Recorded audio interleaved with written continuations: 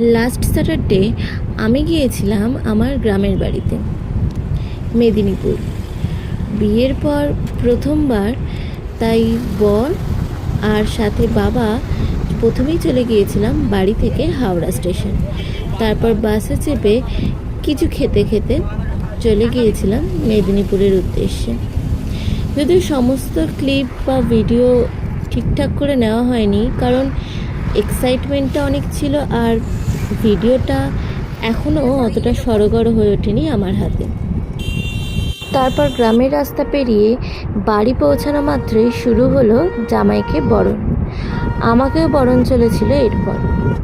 জামাই ষষ্ঠীতে যেহেতু যেতে পারিনি, তাই জামাই ষষ্ঠী প্লাস নতুন জামাই প্রথমবার বাড়ি গিয়েছে, সেই আনন্দে খাওয়া দাওয়া আর সবাই মিলে মজাটা অনেক পরিমাণে হয়েছিল।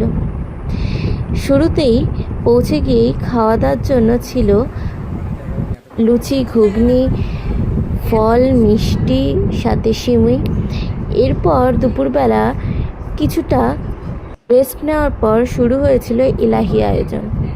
ভাত, বিভিন্ন রকম ভাজা, মাছ, 3 রকমের মাছের তরকারি, সাথে খাওয়া দাওয়া হয়েছিল বিশাল রকম।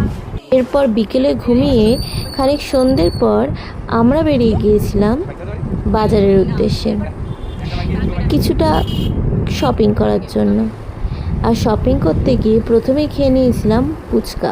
এখানকার ফুচকা একটু আলাদা রকম, 10 টাকায় 7টা, সাথে পেঁয়াজ।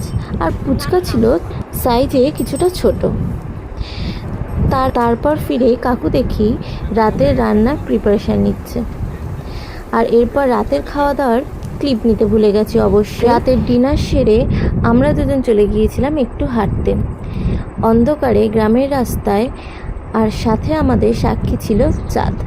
এইভাবেই মস্ত একটা দিন কাটিয়ে ফেললাম।